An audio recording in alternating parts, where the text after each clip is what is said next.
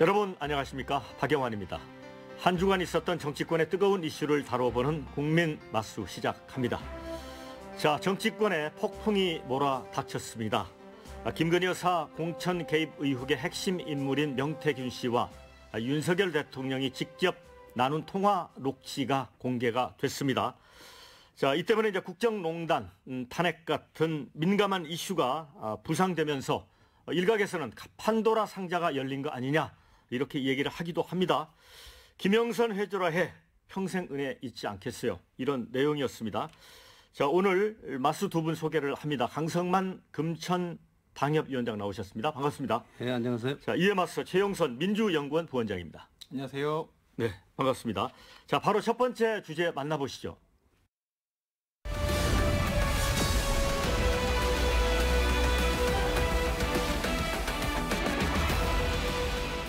네, 앞서 제가 멘트에서 소개했지만 그 윤 대통령하고 이 명태균 씨의 통화 녹취, 이게 대통령 취임 하루 전날이었습니다.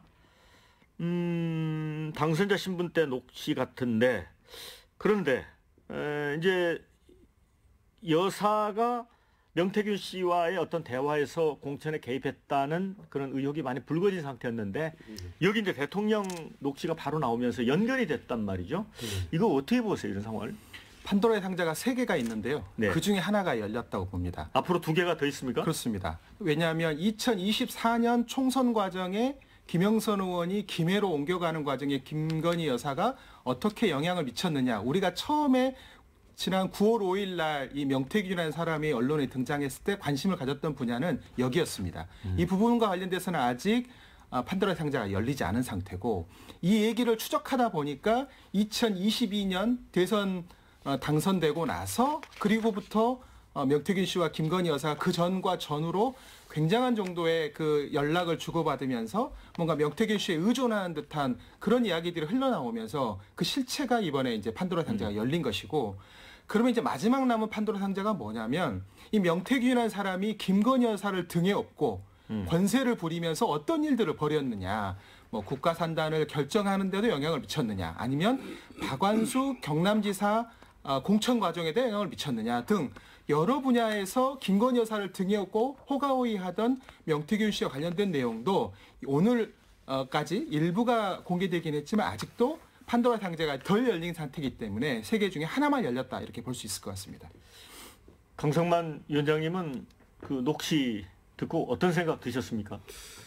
네, 저도 이 녹취를 이렇게 주의 깊게 들어보았는데요. 저도 이제 평생 정치판에서 몸담고 있는데, 그 녹취의 내용만 가지고 윤 대통령이 공천에 개입했다 이렇게 볼 수 있는 것은 없다고 저는 판단을 했습니다. 내가 얘기했다, 근데 말을 안 듣네, 뭐 이런 정도 아니겠습니까? 근데 이 윤석열 대통령은 이제 과거에 정치판에서 이렇게 오랫동안 국회의원하고 이런 분하고는 좀 다르잖아요. 검사 생활하다가 몇 달 만에 이제 대통령이 되셨는데, 이게 정치 경험이 없어요. 그리고 또 막상 대선 후보가 돼서 선거판에 뛰어드니까 전국에서 뭐 이 사람 저 사람 별의별 사람들이 도와주겠다고 지금 달라붙었을 거 아닙니까? 그리고 정치를 모르는 입장에서는 그분들에게 친절하게 응대를 했을 거고, 이제 그런 상황에서 저는 좀 어떤 립서비스, 뭐 이제 뭔가 부탁을 그 사람이 했는데 내가 얘기했어. 이건 저도 큰 정치인을 모셔봤습니다만 굉장히 흔한 일입니다. 실제로는 부탁을 안 해줬어도 내가 얘기했어. 뭐 이런 경우도 비일비재하고요. 그래서 이런 차원인데, 이건 별것도 아닌 일을 나는 민주당이 이 뭐 판도라의 상자니 하면서 좀 침소봉대하고 있다. 뭐 저는 그런 생각이 들고요. 아니 대선 때 도와줬다고 전화하고 뭐 하는데 그거 박대할 수 있겠습니까? 저도 선거를 몇 번 나가봤지만, 제가 선거 나가면은요 별의별 사람이 다 옵니다. 자기가 선거 뭐 몇만 명을 알고 있다는 둥, 그럼 A4 용지 한 장 쓰고 안 사람 이름 써보라고 하면 한 장도 못 써요. 이런 사람들이 와서. 근데 박대할 수가 없어요. 한 표가 아쉽기 때문에. 그래서 그런 차원으로 봐야지, 이것을 가지고 뭐 마치 뭐 대단한 일인 것처럼, 또 그 당시에는 뭐 대통령 신분도 아니고, 그 당시에 당대표는 이준석이었고, 공천권자도 이준석이고 이러기 때문에 윤 대통령이 공천 개입했다 이렇게 단정을 하고 공격을 하는 것은 저는 이해할 수 없다 이렇게 생각합니다. 단순 의견 개진 같다. 선거 때 도와준 분에 대한 뭐 덕담 이렇게 해석을 하시거든요. 거기서 그 윤석열 대통령의 육성을 저희가 바이든 날리면을 또 할 수는 없잖아요. 전 국민 청력 테스트를 또 할 수는 없고 저희가 다 이제 확인할 수 있는 내용이기 때문에 공관위에서 들고 왔대. 근데 나는 선거 때 경선 때부터 도와줬던 김영선이한테 해주라고 했는데 당에서 좀 말이 많더라. 이 말이 끝나고 나서 또 김건희 여사가 명태균 씨한테 전화를 해서 다 얘기를 했다. 그러니까 화 푸시고 다음날 취임식에 참석하셔라라고 하는 또 대목이 그 다음 대목이 또 있는 것 같아요. 앞 대목도 있고 뒷 대목도 있는데 이번에 공개된 것은 윤석열 대통령의 육성이 나왔던 것이고 5월 9일 날 그날이 어떤 날입니까? 5월 10일 날 취임식을 앞두고 그렇게 중요한 내용인데 그 앞부분에 그런 내용이 이제 있다고 합니다. 아니 명 선생님이 지금 아침부터 이게 지금 전화 와서 그래서 그 확인시켜 주려고 윤석열 대통령과 김건희 여사가 통화하는 것을 명태균 씨랑 지금 연결하는 거지 않습니까? 근데 그걸 보면 그냥 경선 때 알던 사람, 경선 끝나고 나서는 안 만났다라고 하는 대통령실의 그런 해명이 사실은 아무런 그 설득력을 갖지 못한 거짓말이었다는 게 그냥 드러나고 또 명태균 씨를 선생님이라고 표현하는 김건희 여사의 태도나 이런 것들을 봤을 때 이게 그냥 간단한 사안은 아니라고 보여지고요.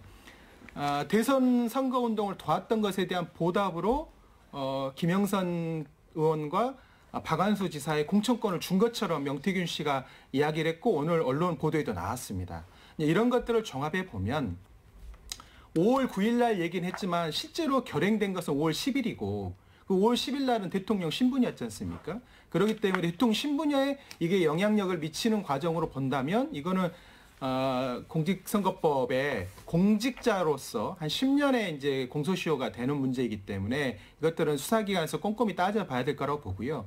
단순하게 저는 이 과정에서 우리가 명태균 씨가 허언을 하는 거짓말쟁이나 허풍쟁이나 아니면 브로커나 이렇게 여권에서는 취급하고 있는데 실질적인 내용은 국정에 가장 깊숙이 개입을 해서 뭔가 의사결정을 하는 과정에 대통령의 의사결정까지도 이뤄내는 그런 사람으로 보여지기 때문에 이 부분에 관해서는 지금 창원지검이 10개월째 묻어놓고 있다가 하는 척 지금 하고 있지 않습니까? 어제 압수수색 들어가고 또 이제 그랬다고 하는데 명태균 씨도 특검을 주장하고 있습니다.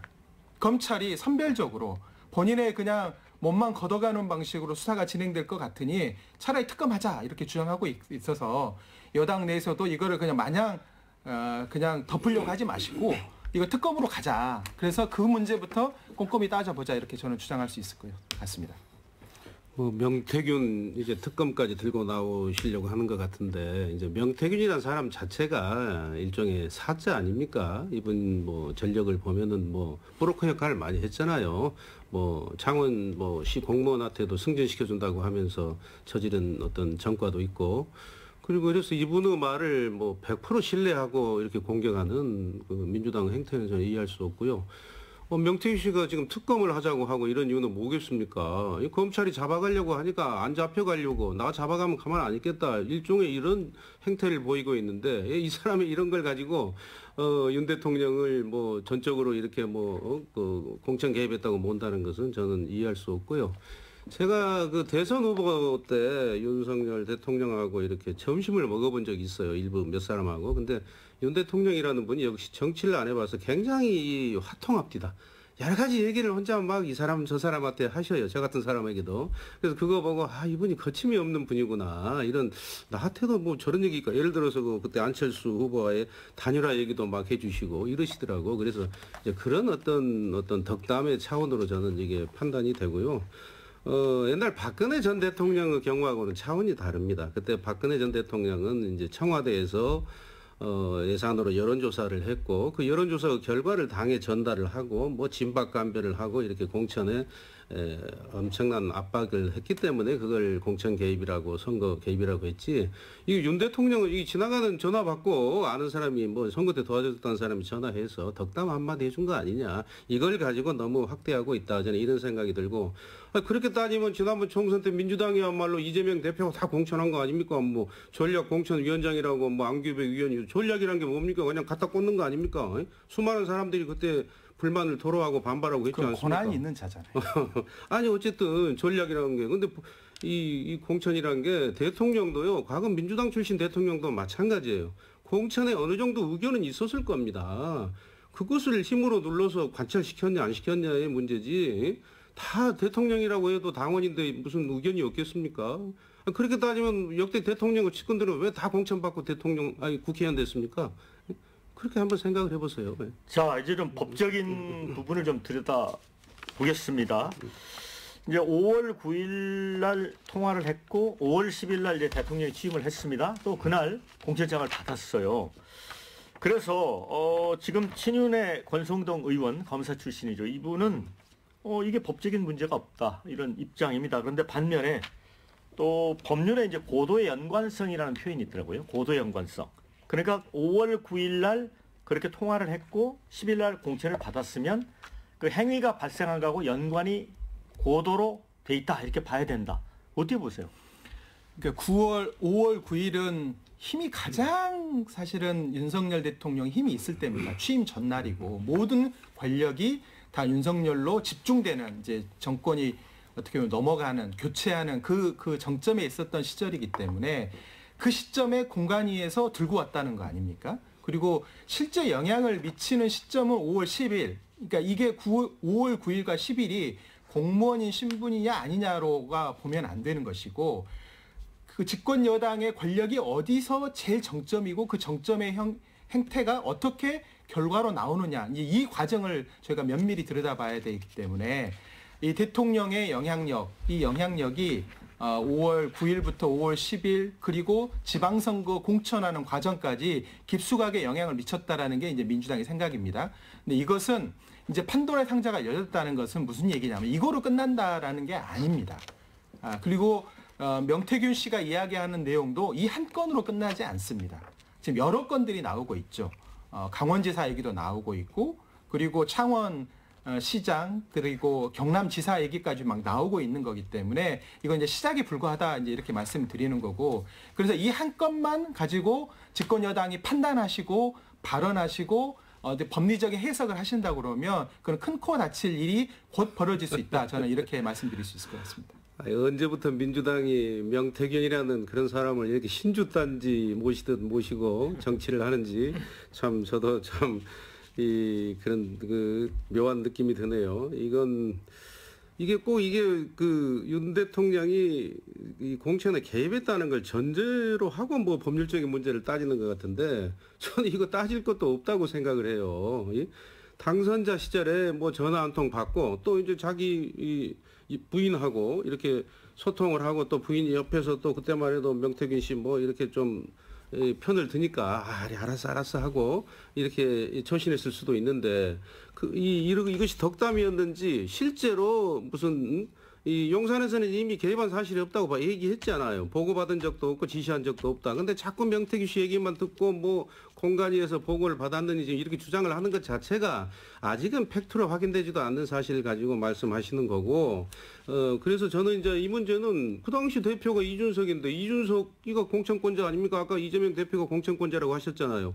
이준석 대표가 공천권자이지 윤석열 당선인이 공천권자가 아닙니다. 그리고 이준석 대표하고 윤석열 당선인의 사이는 이미 그때 금이 갈 대로 가 있는 사이예요. 윤석열 당선인이 부탁한다고 해서 이준석 대표가 들어줄 그런 관계가 전혀 아닙니다. 그리고 윤상현 당시 공관위원장도 전혀 어떤 연락도 지시도 받은 적이 없다고 얘기했고 이런 상황에서 명태균 씨 얘기만 듣고 일방적으로 대통령을 몰아붙이는 이런 행태는 다분히 정략적이고 당리당략적이고 오로지 이재명 방탄을 위한 선제 공작이다. 저는 이렇게 생각을 하고 싶습니다. 제가 한번 여쭤보겠습니다. 예. 그 녹취록을 우리가 다 들었잖아요. 거기에 김영선 해줘라 이 말이 김영선한테 회 줘라. 회를 주라는 말로 들리십니까? 해줘라라고 들리십니까? 그 얘기는 그 제가 말씀드린 이유는 뭐냐면 그 앞뒤의 맥락이 물론 윤석열 대통령이 직접 통화를 먼저 연결한 게 아니라 김건희 여사가 연결하는 것처럼 들리잖아요. 그리고 전후 맥락이 그런 거로 보여지고 지금 저희가 지금 계속 얘기하는 것은 권한이 없는 자가 깊숙하게 국정에 개입하거나 인사에 개입하거나 당무에 개입하거나 그렇게 해서 농단을 벌이는 것에 대한 문제를 저희가 과거의 경험으로 봐왔기 때문에 권한이 있는 자가 그걸 하는 거에 대해서는 우리가 뭐라 하지 않아요. 이재명 대표가 전략공천을 20% 하는 것은 그건 당원 당규에 있기 때문에 그건 가능한 일이고, 이준석 대표가 전략공천을 대상을 지정하라고 하는 것도 절차적으로 하자가 없다고 한다면 그건 권한이 있는 자가 하는 거죠. 근데 권한이 없는 자가 하거나 아니면 윤석열 당시 검사와 한동훈 검사가 공모만 했어도 이거를 사법 처리했던 경험이 있기 때문에 이거는 공모로 보여지기보다는 지시로 보이잖아요. 그렇기 때문에 당무에 직접적인 개입을 할 수 없는 자들이 당무에 개입하는 모양새가 보여지기 때문에 이 문제와 관련돼서 수사를 제대로 한번 해보자라는 말씀을 드리는 거고, 특검을 저희가 계속 말씀드리는 게 검찰은 덮는 것에 너무 익숙해 있고, 그리고 지금 김건희 여사와 관련된 여러 가지 정황에 나왔음에도 불구하고 그것들을 수사로 하지 않은 그런 경험들이 있기 때문에 그러면 제3자든 제4자든 누군가 추천을 해서 이게 좀 중립적으로 객관적으로 이 수사가 진행되게 되면 그 결과를 보고 우리가 다시 한번 이런저런 얘기를 나눌 수 있지 않을까 이렇게 생각합니다. 지금 명태균 씨가 무슨 당무에 개입했다는 주장을 하는지 저는 이해가 안 가고요. 아니 국회의원 모셔봤잖아요. 그럼 별의별 국민들이 찾아와서 중앙부처에 이거 얘기해주라, 당에서 이거 도와주라, 도청에 이거 얘기해주라 하는데 이게 그러면 무슨 정부에 개입하는 겁니까? 그거 아니잖아요. 무슨 명태균 씨가 당무에 개입을 했다고. 그 다음에 김건희 여사가 당무에 개입했다는 거예요. 김건희 여사가 무슨 당무에 개입을 해요. 명태균 씨하고 그 당시에는 도움을 받았다고 하고 아는 사이니까 조금 친절하게 대해준 응대한 것 뿐이지. 김건희 여사가 당에 누구한테 명태균 공천 주라고 지시했습니까? 오빠를 통해서 한 거죠. 아니 그러니까 윤석열 대통령이 누구한테 지시했어요? 얘기해 보세요. 지시받은 사람이 누굽니까? 아니 여기서 나오지 않습니까? 공관이 들고 왔길래 명태균의 얘기지. 그거는 윤석열 대통령의 육성이지 않습니까? 김영선 회 사줘라가 아니라 해줘라. 그러니까 이걸 가지고 저희가 그동안 설왕설래하던 내용이 구체적으로 나왔기 때문에 이 부분에 대해서 명명백백하게 한번 밝혀보자 이렇게 말씀을 드리는 겁니다. 당시 대표인 이준석 대표와 권관위원장인 윤상현 의원도 최고위원 회의에서 다 이렇게 토론을 통해서 결정을 했다고 이미 밝혔고요. 그 당시에 권관위였던 황교안 의원인가요? 이분도 여론조사를 하면은 김영선 의원이 압도적이었다 이렇게 얘기하고 있지 않아요. 그런데 전략공천이란 게 되게 여론조사를 해서 하는 건데 그걸 가지고 자꾸 이런 식으로 이 공격을 하는 것은 너무나 정략적이고 곧 닥쳐올 재판 결과 때문에 이재명 대표의 방탄과 구명을 위한 어떤 선제 타격, 저는 이렇게밖에 판단이 안 됩니다. 자, 이제 두 분에게 제가 하나씩 질문을 드리겠습니다. 지금 그 박현대 원내대표가 더 많은 녹취록을 가지고 있다, 분석 중이다 이런 얘기를 했고요. 또 일부 신문 보면 명태균 씨가 윤 대통령과 공적 대화가 담긴 휴대전화 4대를 붙인 묘소에 묻어놨다. 2,000건이 될지 모른다 이런 보도도 있었어요. 이거 추가 폭로 가능성이 있습니까? 있습니다. 당에 그 제보센터가 열렸고 그 제보센터에 공익제보가 이루어졌기 때문에 그것을 확보해 놓은 상태고요. 물론 지금 앞뒤 정황과 여러 가지 팩트 체크와 법률적인 판단을 해야 될 영역이 있기 때문에 지금 시간이 좀 늦춰졌을 뿐이고, 아까 제가 판도라의 상자가 열렸다고 말씀드리는 것은 판도라의 상자가 열리면 뭐가 튀어나올지가 모릅니다, 사실.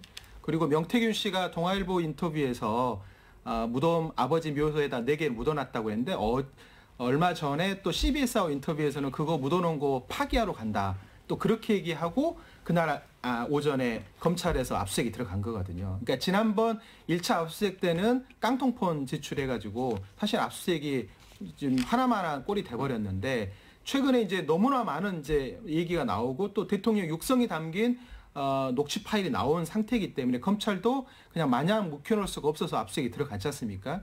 근데 지금 명태균 씨가 이걸 증거를 훼손했을지 아니면 그대로 들고 있으면서 뭔가 지금 거래를 하려고 하는 것인지는 모르겠지만, 그래서 저는 이 수사가 좀 하루속히 좀 이루어져야 된다고 생각하고, 그리고 오늘 이제 이런 상황들을 보면 운영위 국감에서 국회에서 이 문제들이 지금 계속 앞으로 예산국회나 정기국회 끝까지 계속 밀고 나갈 생각이기 때문에 추가적인 내용이 나올 거라 생각합니다. 네, 강성만 위원장님께는 이제 대통령이 경선 막바지까지는 관계가 있었고 이후에는 이제 연을 끊었다라고 돼 있는데 그게 일단은 양치기 소년처럼 된 측면이 하나 있고요. 그다음에 그 대통령이 이제 박근혜 탄핵과 관련해 이제 수사를 하면서 박근혜 대통령이 이제 여론조사 정무수석 통해서 시키고 해서 이제 해서 3년을 구형했거든요. 그래서 이게 좀 불일치한다.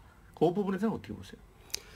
그러니까 이제 명태균 씨 정도 인물을 그렇게 이제 대통령은 비중 있게 생각을 안 하시는 거죠. 이제 뭐 명태균 씨야 뭐 대단한 분이 되겠지만 대통령은 그냥 수많은 자기를 도와줬다는 사람 중에 한 분으로 보고 또 뭐 자기 그 부인하고의 또 그런 소통이 됐던 사람이기 때문에 이렇게 연락이 오니까 그냥 그 의례적인 응대를 나는 했지 않느냐, 립 서비스를 했지 않느냐 이렇게 생각이 되고요.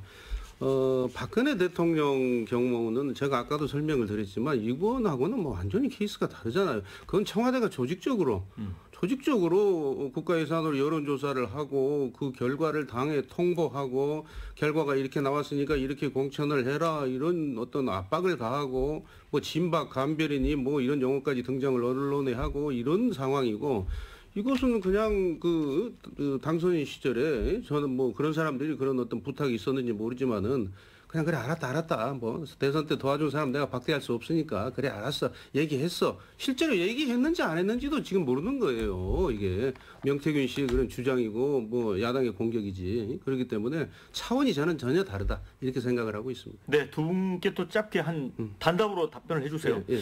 이재명 대표는 뭐 정치적인 비상 상황 이렇게 얘기를 했습니다. 그런데 조국 대표는 이제 오동잎 떨어졌다면서 하야를 요구를 했습니다. 이 부분에 궤를 같이 맞춰 갈 겁니까? 이거는 이제 구체적인 상황들이 예. 좀 진전되느냐에 따라서 좀 달라질 거라 보고요. 네. 자, 강성만 위원장님께서는 이제 대통령실에서는 정말 이거 어물쩍 넘겨서는 안 되는 상황 같고요. 특단의 대책이 필요할 것 같습니다. 어떤 게 있을까요? 지금 어쨌든 윤석열 대통령이 사실은 큰 무슨 뭐 안보라든가 경제라든가 뭐 이런 문제가 아닌 그냥 무슨 뭐 지나가는 말 실수라 할까? 말 그런 어떤 그래도 정리를 해야 되죠. 그렇죠. 그리고 뭐 또 부인의 무슨 뭐 이 그 처녀 시절에 뭐 주식 투자한 문제 무슨 뭐 아버지를 팔고 온 목사한테 받은 무슨 갑백 하나 이런 걸 가지고 이렇게 이게 과연 지금의 우리 국민들의 삶하고 그렇게 깊은 관계가 있는 것인지 과연 대통령이 통치하는데 이런 문제를 가지고 온 나라가 이렇게 피곤하게 해야 되는 문제인지 저는 이런 생각을 한번 해봐야 된다고 생각하고요. 그럼에도 불구하고 대통령과 그 영부인께서 본인들의 어떤 스타일에서 나오는 어떤 그런 말 실수라든가 어떤 그런 빌미를 주는 그런 행태가 더 이상 나와서는 안 된다. 저는 이런 판단을 하고 지금까지 논란이 된 문제에 대해서도 뭔가 어쨌든 용산에서 대책을 강구해서 국민 앞에 그 대책을 제시해야 된다. 이렇게 생각을 합니다. 자, 그러면 이제 두 번째 주제로 건너가도록 하겠습니다.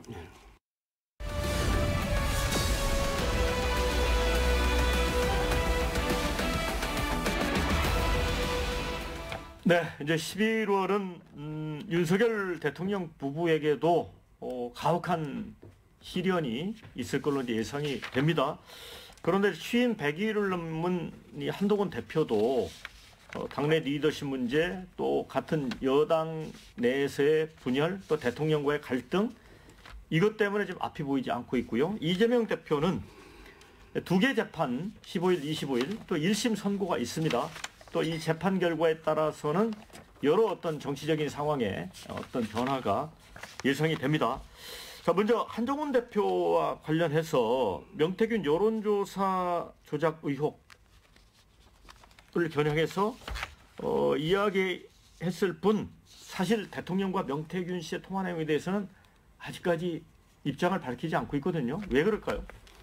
뭐 한동훈 대표도 그 명태균 씨를 신뢰할 만한 인물로 보지 않고 있는 거고 그리고 이 문제에 대해서 무슨 공천 개입이다 이렇게까지 판단하지 않기 때문에 저는 그렇다고 보고 있고요.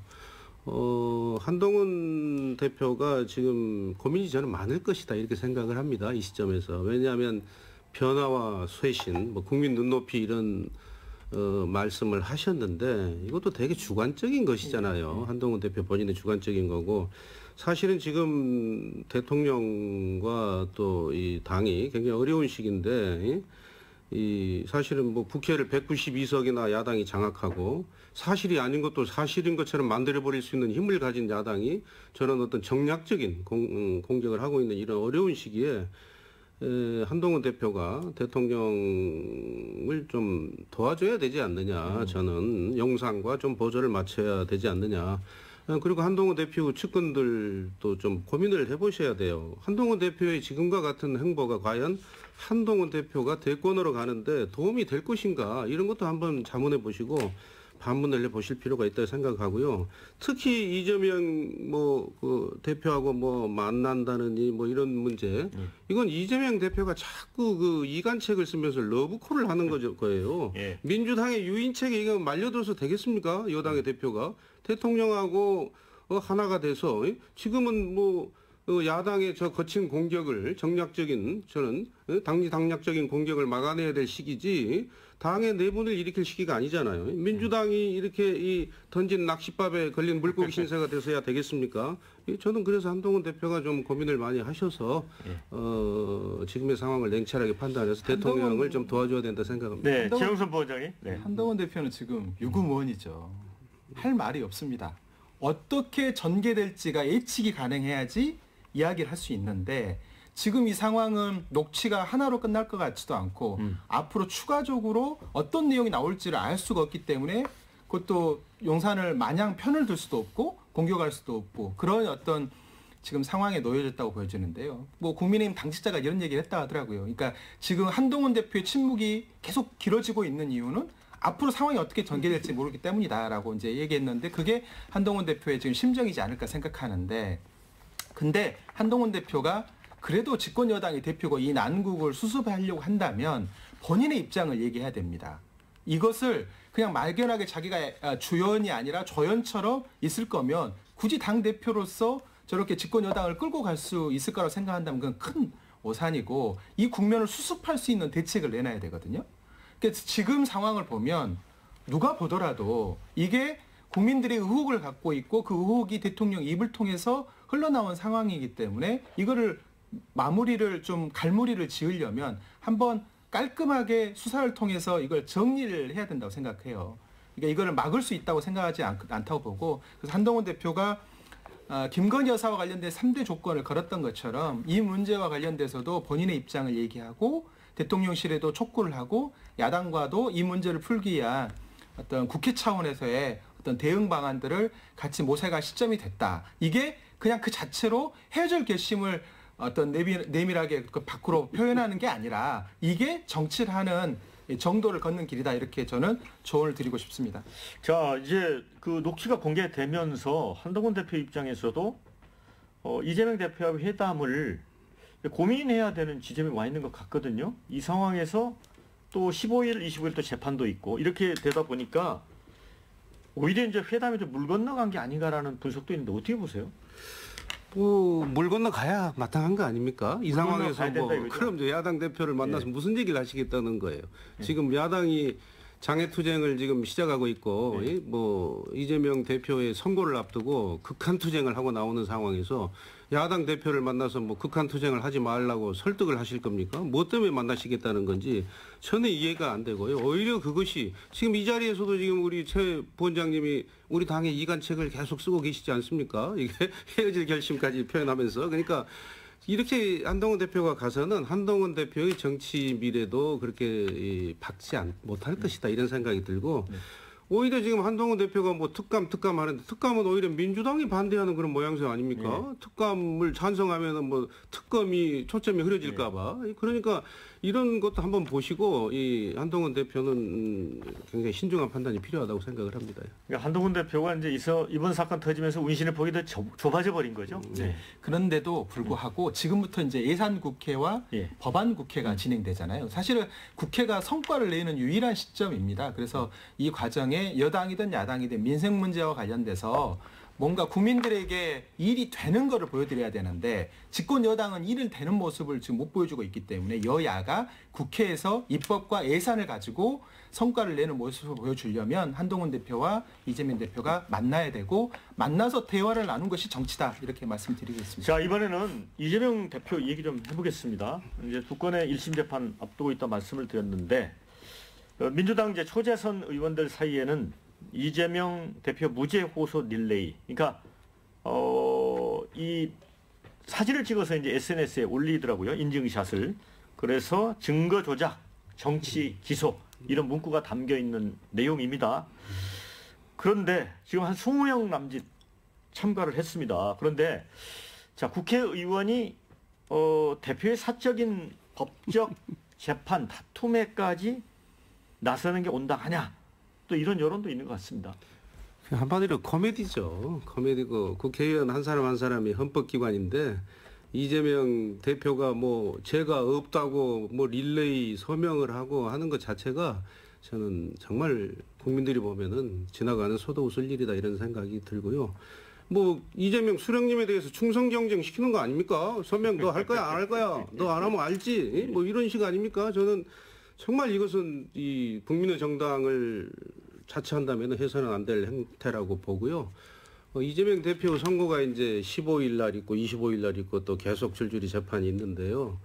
엎질러진 물이 주워 담아지겠습니까? 손바닥으로 하늘을 가릴 수 있겠습니까? 아무리 뭐 민주당 의원들이 우리 이재명 대표는 죄가 없다고 국민들에게 외친다고 해서 있는 죄가 없어지겠습니까? 그래서 저는 그 릴레이에 서명한 야당 의원들도요, 민주당 의원들도 양심은 있을 것이다 이렇게 생각을 하고, 공직선거법, 그 다음에 위증교사, 그리고 이제 결정타는 이화영 전 부지사가 또 2심에서 15년 구형 받은 대북 불법 송금 사건 빠져나갈 구멍이 없다고 생각합니다. 그래서 오로지 지금 마지막 지금 이 장외 집회 릴레이 서명이 이제 마지막 가시는 이재명 대표에 대한 충성 경쟁. 예? 아주 꽃길을 만들어서 보내드리려고 하는 민주당의 그런 의식이라고 저는 판단이 됩니다.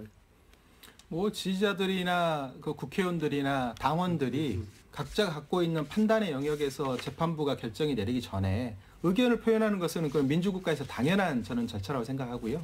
그건 얼마든지 할 수 있는 겁니다. 이거를 문제 삼는 것 자체가 좀 이상한 거죠. 재판부가 그런 거에 영향을 미치거나 혹은 어떤 이재명 대표를 정치적인 재판으로 몰고 가려고 하는 그런 흐름이 없다라고 생각하신다면 이런 흐름들도 자연스럽게 받아들이는 게 저는 중요하다고 생각합니다. 1심 판결이 민주당을 흔들 거라는 그런 생각하에 이렇게 무리한 사법적인 재판들을 끌고 가는 그런 집권 세력들의 의도가 저는 먹히지 않을 거라고 생각하고요. 이거는 법리에 따라서 실제적인 판단들이 저는 이루어질 거라고 보고 그 법리의 판단이 이루어지게끔 민주당이 할 수 있는 일들을 지금 하고 있다 이렇게 말씀드릴 수 있을 것 같습니다. 네, 그 민주당 이 전당대회에서 6천만 원을 모아서 이제 의원들에게 살포한 혐의를 받아온 윤관석 전 의원이죠. 대법원에서 징역 2년이 확정이 됐습니다. 자, 거기 이제 연루된 민주당 의원들 많고 해서 이게 이제 향후 어떻게 흘러갈지 궁금합니다. 그 문제에 대해서는 민주당이 별로 언급도 안 하는 것 같아요. 국민 앞에서 정말 당 대표부터 지도부가 정말 무릎 꿇고 사죄해야 될 문제 아니겠습니까? 이게 민주정당을 자처하는 민주당이 저는 아마 이 문제에 대해서는 뭐 특검 주장도 하지 않는 것 같고 그렇게 검찰을 못 믿는다 하시면서 그래서 저는 참 민주당의 이 행태는 다시는 이런 일이 없도록 민주당이 좀 대책을 좀 내놓으셔야 되지 않을까 싶습니다. 아니 지금 국민의힘은 지방선거 과정에 대납을 해서 여론조사를 하고 그거를 대통령 선거랑 연결해가지고 돈을 주는 상황들도 나오고 있지 않습니까? 그러니까 저희가 지금 봐야 될 것은 민주당이냐 국민의힘이냐 이런 문제가 아니라 낡은 정치 문화가 있다면 그게 여당이든 야당이든 바꿔가야 된다. 돈 정치의 유혹, 조직을 동원해서 어떤 낡은 정치를 하고 있는 것이 그게 민주당이든 국민의힘이든 바꿔가야 되는 게 지금 국민의 요구라고 생각합니다. 그래서 그런 부분들이 있다면 아프더라도 민주당도 변화와 혁신으로 방향으로 가야 한다는 점에서 저는 재판부의 결정에 대해서 저희가 일일이 논평하거나 대응할 필요 없이 그거는 그대로 받아들이면 되겠다 이렇게 생각합니다. 그렇게 얘기하시면서 왜 이재명 대표는 죄가 없다고 외치십니까? 아니 지금은 재판부의 판단이 있기 전이기 때문에 재판부의 판단이 최종심의 결정이 난 것도 아니고 우리나라가 그러면 단심으로 끝납니까? 그런 거 아니지 않습니까? 그리고 본인이 피의자로서 본인이 말할 수 있는 것들은 다 이야기할 수 있는 그런 구조이고 또 민주당도 이게 지시에서 이루어지는 것도 아니고 당원들과 국회의원들이 다 스스로가 판단하에 본인이 문제라고 생각하는 부분에 대해서 지금 문제 제기하고 있는 거기 때문에 그것까지도 너무 뭐 박절하게 그렇게 보지 마시고 내 눈앞에 있는 어떤 대들보 먼저 좀 중요하게 그러면 앞으로 좀 바라보시면 좋겠다는 수사 생각합니다. 중인 명태균 씨 얘기는 왜 그렇게 신뢰해서 그걸 마치 범죄가 확인된 신뢰하지 것처럼 않습니다. 주장하십니까? 신뢰하지 않고 창원지검이 이쯤 되면 저는 수사를 못할 것 같으니까 그 무거운 짐을 좀 덜어주자고 제가 말씀을 드리는 거고 객관적으로 수사할 수 있는 공간에서 가면 민주당 그 부분에 대해서도 그냥 받아들이겠습니다. 자, 그러면 세 번째 주제 만나보도록 하겠습니다.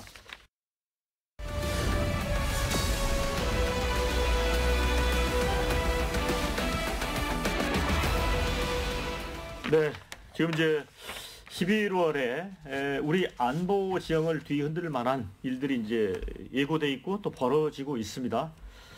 당장 이제 미국 대통령 선거가 있고요. 북한은 이제 러시아에 또 특수부대를 파병을 했습니다. 그런 가운데 북한이 또 올해 첫 ICBM을 발사하고 러시아도 전략 핵무기를 발사를 했습니다. 육상, 해상, 공중. 그래서 자, 이런 상황을 어떻게 보고 계신지 의견 듣고 싶습니다. 저는 우리 안보에도 굉장히 우려되는 그런 상황이다 이렇게 보고 있습니다. 지금 뭐 이제 다시 신냉전 시대로 세계 질서가 변화했지 않습니까? 유럽에서 전쟁이 터졌고 중동에서 전쟁이 터졌고 이게 우리 아시아라고 해서 결코 이렇게 안전하다고 볼 수만은 없다. 더구나 분단 국가인 우리의 현실은 정말 이 안보 문제가 중요한데 이거에 대해서 민주당이 너무 그냥 왜 남의 나라 전쟁에 뭐 개입하냐 하는 등 그럼 6.25 때 우리는 그 많은 원조를 받았는데 다른 나라에 그거 잘못된 겁니까? 이게 저는 민주당의 태도가 저는 이해할 수 없고요. 이 정말 세계 평화를 지켜내고 민주주의를 지켜내야 된다는 이 전쟁에 대해서 민주당도 깊은 고민을 해야 된다고 보고 또 우리 정부는 누가 미국 대통령이 되든 한미 동맹에는 변화가 없다 하니까 믿음이 가긴 하지만은 그래도 저는 이 트럼프 후보가 최근에 뭐 당신이 대통령 되면 우크라이나 지원을 반대하겠다든가 뭐 푸틴도 친구다 김정은도 친구다 하니까 좀 걱정은 돼요. 그런 부분이 개인적으로 지금 개인적인 얘기입니다. 그리고 그 주한미군 그 주둔 분담금도 뭐 한 10배를 올리겠다 이러니까 과연 우리 안보에도 미국 대선의 결과가 상당한 영향이 있겠구나 저는 이런 생각을 하고 미국 대선의 결과를 저도 좀 예의주시해 보고 있습니다. 네, 최원순 원장님, 이재명 대표가 남의 나라 전쟁에 왜 끼어드냐 이제 이런 표현을 문제가 있다 이렇게 보신 것 같습니다. 그런데 민주당의 시각은 뭔가 이게 결국 우크라이나와 러시아의 전쟁에 남북이 결과적으로 또 대리전으로 이렇게 치닫는 거 아니냐는 시각이 있는 것 같아요. 우선은 헌법과 예. 법률의 사안에서 이 문제를 바라봐야 되는데 우리 헌법의 60조 2항에는 우리 군대 해외 파견에는 국회 비준 동의를 받게끔 돼 있고요. 또 국군의 사명이 뭐냐면 세계 평화에 기여하고 한반도에서 우리 국민의 생명과 안전을 지키는 이것으로 목적이 딱 한정돼 있습니다. 그래서 이 헌법이 보장하고 있는 범위 내에서 국군의 사명이 이제 이루어지는데 이번에 지금 김용현 국방부 장관이나 이런 지금 분들이 이야기하시는 내용들을 보면 참관단을 10명에서 15명 정도를 보내겠다는 거잖아요.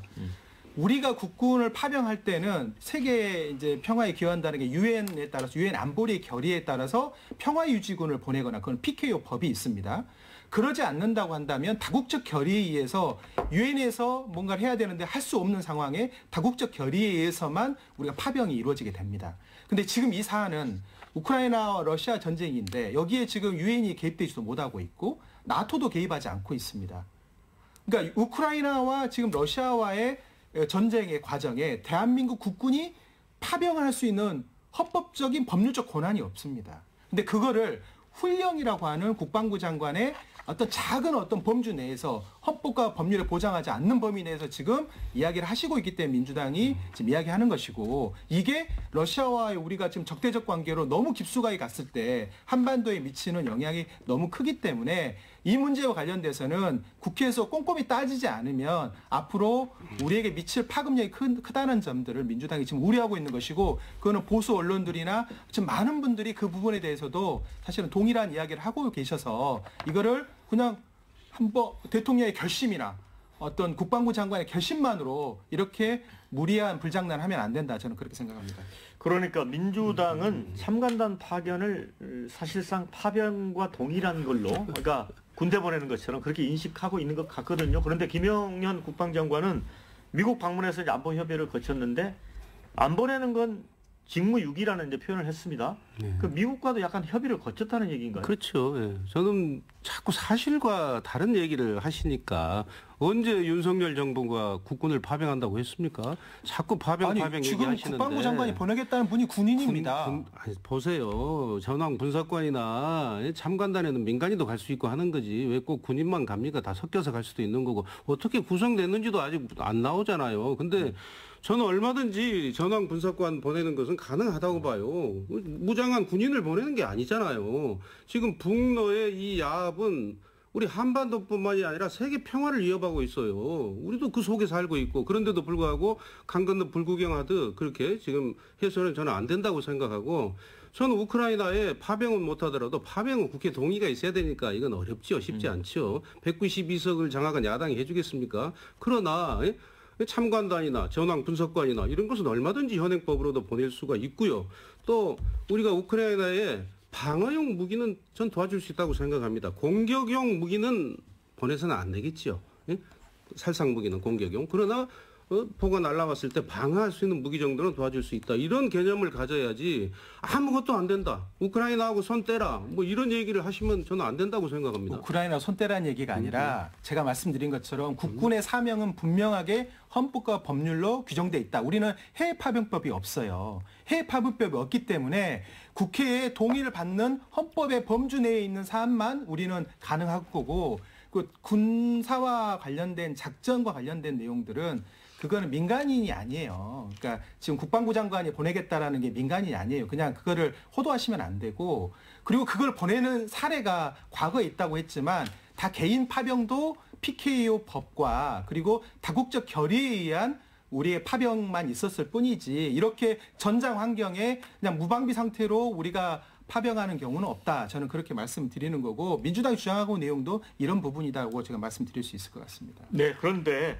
또 그런 시각도 있는 것 같습니다. 이제 북한군이 이제 10,000명 넘게 파병이 돼서 실전 경험을 거친다면 그들이 이제 다시 북한에 돌아와서 온다면 우리 입장에서는 엄청난 위기 요인이 될 수 있다. 그 실전 경험을 갖췄다는 게 중요하잖아요. 그래서 뭐 이제 국정원 신문조 파견이나 이런 언급 자체가 북한군 포로가 혹시 있었을 경우에 거기서 어떠한 정보를 취득할 수 있다라는 입장도 있는 것 같거든요. 이 부분은 어떻게 보세요? 그러니까 지금 제가 뭐 듣기로는 일부에서 이런 생각들을 기획하시는 것 같아요. 그러니까 대규모의 포로들이 있으면 합동신문조를 보내서 일종의 남한으로의 우리 정부로 이제 일종의 귀순 이런 것들을 유도해 내면서 이거를 정부의 성과로 만들고 지금 이 위기 국면을 탈피하려고 하는 이런 흐름들도 좀 있는 것 같아요. 그러니까 이른바 신북풍이다. 그렇죠. 그러니까 이런 과정이 지금 뭔가 그 한반도에 굉장한 정도의 지금 휘발성들을 만들어낼 수 있고, 지금 북한이 ICBM을 또 어제 쐈잖아요. 이게 이제 화성 18형의 개량 버전인데, 여기에 이제 탄두 중량을 늘리면 핵탄두를 3개를 이제 실을 수 있는 다탄두가 될 수 있는 그런 것들 마지막 시험 단계에 와 있고, 지금 러시아와 그 기술을 그 대기권 재진입할 수 있는 이런 기술들을 지금 받기 위한 움직임들이 벌어지고 있는 상태여서, 우리가 지금 막연하게 지금 진영 논리에 따라서 뭔가 이렇게 대결 국면으로 계속 강조하기보다는 지금은 우리는 지금 나토도 개입하지 않고 있습니다. 미군도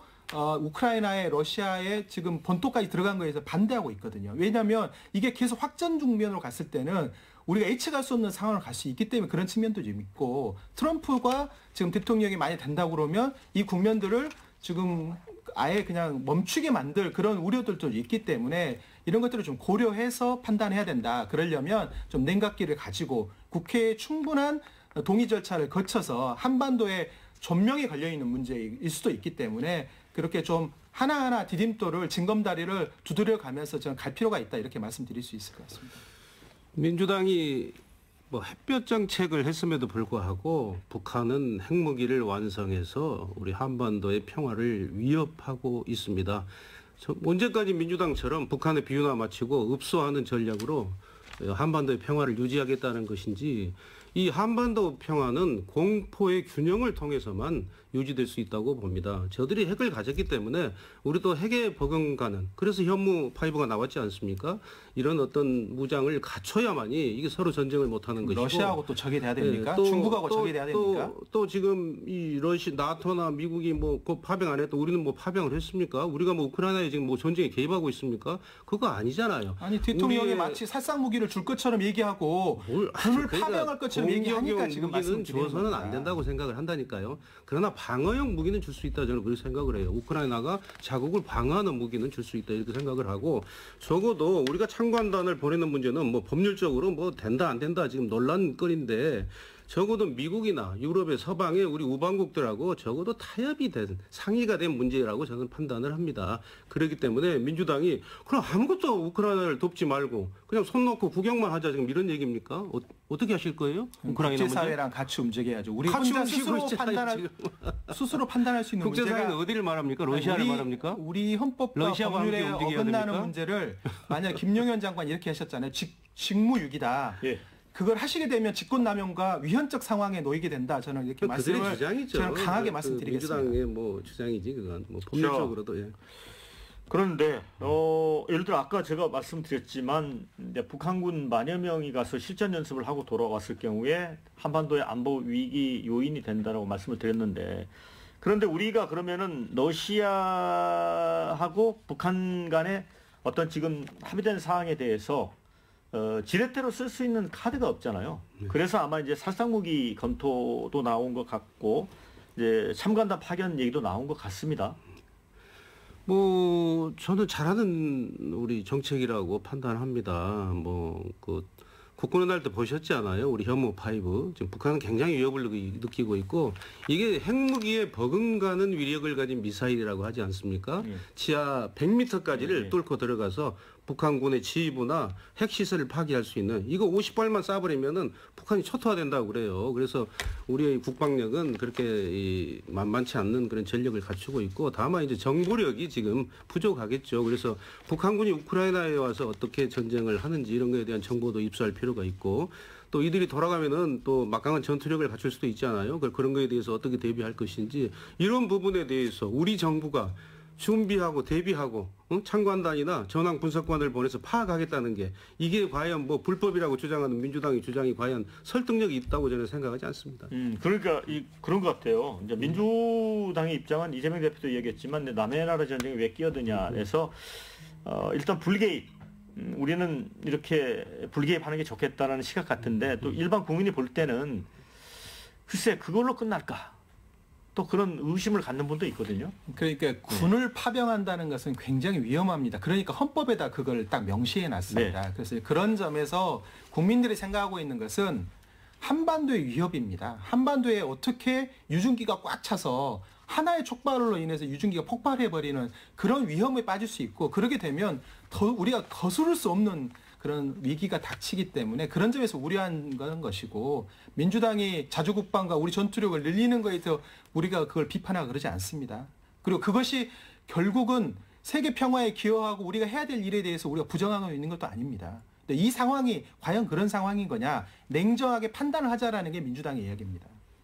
그러니까 참관단이라고 하는 아까도 두 분이 이제 논쟁을 하셨습니다만은 그 부분에 대해서도 민주당이 이제 파병으로 딱 규정을 해버리는 거잖아요. 그게 왜 그러냐면 해외 파병법과 국회 비준 동의를 받는 과정에 임무가 아주 분명하게 구체화되는데 그럼 만약에 국정원 요원이 가면 어떻습니까? 그게 이제 합동신문조가 간다 그러면 그건 되게 좀 민감한 내용이죠. 그러니까 그거는 그거는 이제 저희가 뭐 언급할 내용이 아닐 수도 있고 그 블랙이나 언급 좀 해보시죠.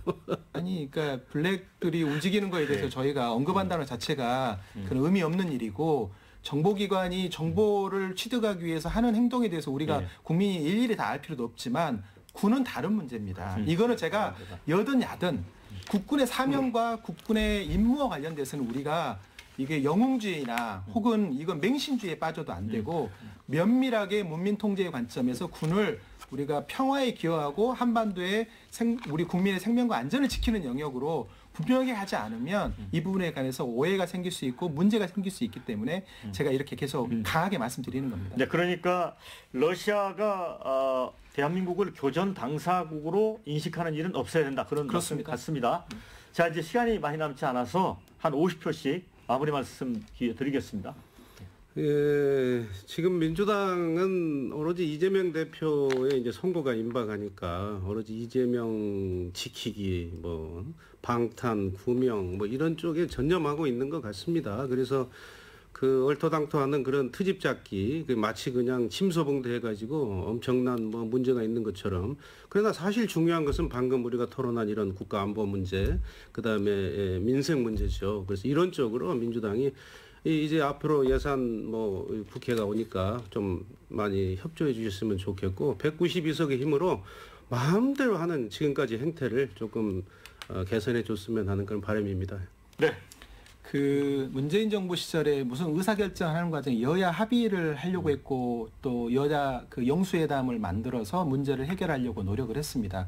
이번에 그 11월 5일 날 미국 대선이 있고 이게 트럼프가 될지 해리스가 될지 모르겠지만 지금 여야 합의로 대선이 끝나자마자 미국으로 파견단을 보내서 미국 조야에 좀 물밑 조율을 하기로 했는데 이런 협력과 협상의 어떤 내용들을 여야가 계속 키워갔으면 좋겠고 한동훈 대표와 이재명 대표가 계속 만나서 정치를 풀어갔으면 좋겠습니다. 네, 자, 두 분 오늘 열띤 토론 수고 많으셨고요. 함께해 주신 여러분께도 감사의 말씀 드립니다. 저는 다음 주에 찾아뵙도록 하겠습니다. 자, 수고하셨습니다. 감사합니다. 수고하셨습니다.